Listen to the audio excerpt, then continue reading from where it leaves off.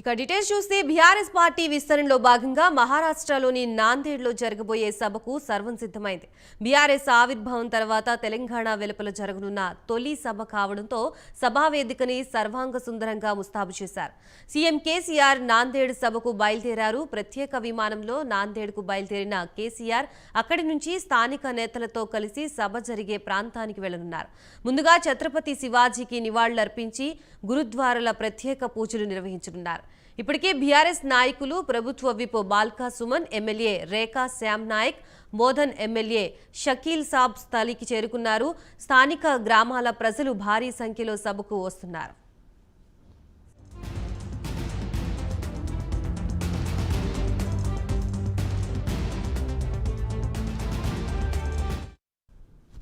CM KCR సమక్షంలో మహారాష్ట్రకు చెందిన పలువురు సీనియర్ నేతలు బీఆర్ఎస్ లో చేరనున్నారు. అనంతరం బీఆర్ఎస్ నాందేడ్ నేతల్ని ఉద్దేశించి సీఎం కేసీఆర్ ప్రసంగించనున్నారు. అక్కడి నుంచి స్థానిక సిటీ ఫ్రైడ్ హోటల్లో చేరుకుంటారు. భోజన అనంతరం 4 గంటలకి జాతీయ, స్థానిక మీడియా ప్రతినిధులతో ప్రత్యేకంగా భేటీ కానున్నారు. అనంతరం అక్కడి నుంచి హైదరాబాద్కి తిరుగు ప్రయాణం కానున్నారు.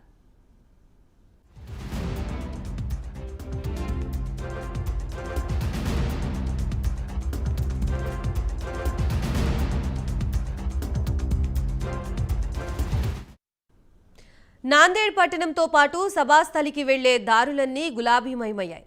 ఎయిర్పోర్ట్ నుంచి సభావేదిక వరకు ఏర్పాటు చేసిన భారీ హోర్డింగ్లు, బెలూన్లు, స్టిక్కర్లు అందరినీ ఆకట్టుకుంటున్నాయి. సీఎం కేసీఆర్ హోర్డింగ్లు ప్రత్యేక ఆకర్షణగా నిలిచాయి.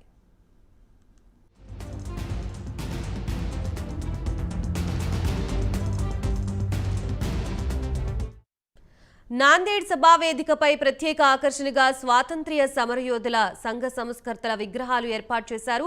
మహిళా విద్యాభ్యున్నతికి కృషి చేసిన అన్నా బావుసాట్, అహల్యాబాయి హోల్కర్, మరఠ్వాడ్ పోరాట యోధులు ఛత్రపతి శివాజీ, రాణా ప్రతాప్, లోక్మాన్య తిలక్, రాజ్యాంగ నిర్మాత అంబేద్కర్ విగ్రహాలు ఉంచారు.